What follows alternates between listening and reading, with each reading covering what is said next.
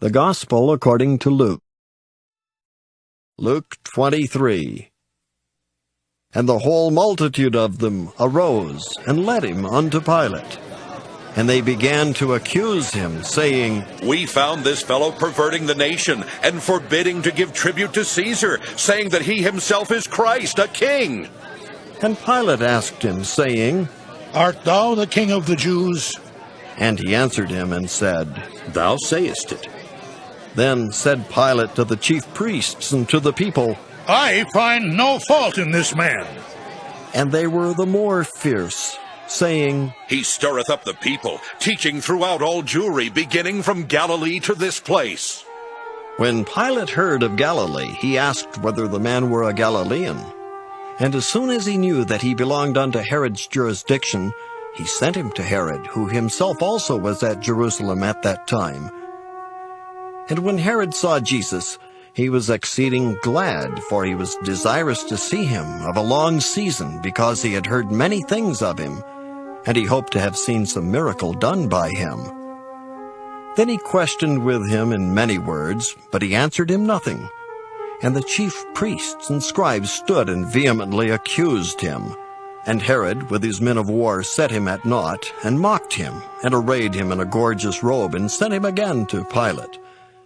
And the same day Pilate and Herod were made friends together, for before they were at enmity between themselves.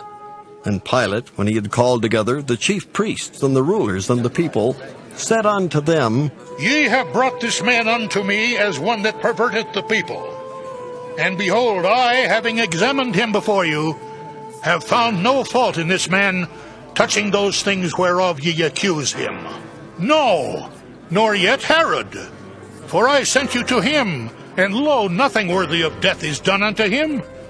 I will therefore chastise him and release him.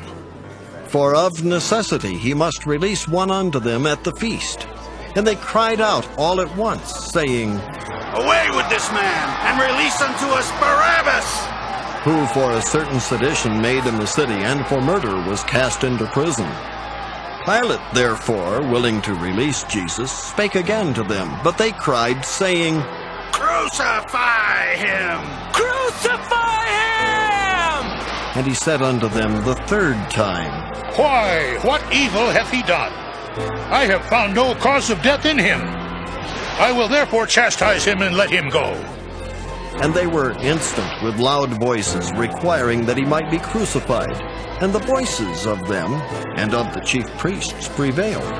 And Pilate gave sentence that it should be as they required. And he released unto them him that for sedition and murder was cast into prison, whom they had desired, but he delivered Jesus to their will.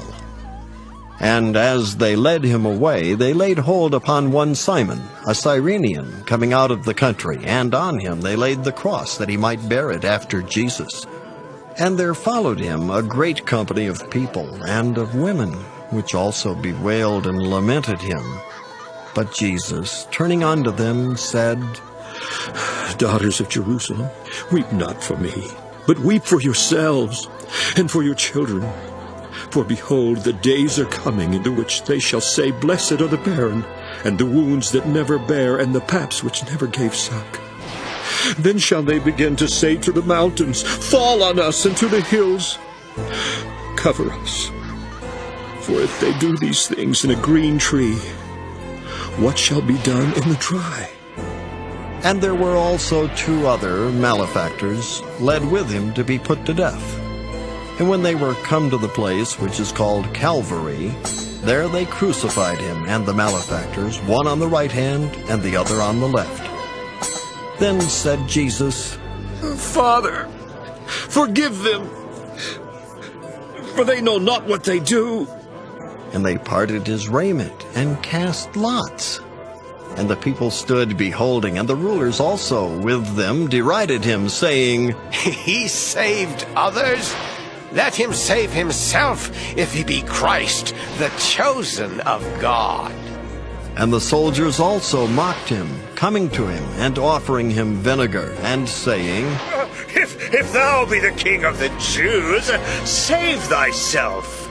And a superscription also was written over him in letters of Greek and Latin and Hebrew. "This is the King of the Jews." And one of the malefactors which were hanged railed on him, saying, "If thou be Christ, save thyself and us."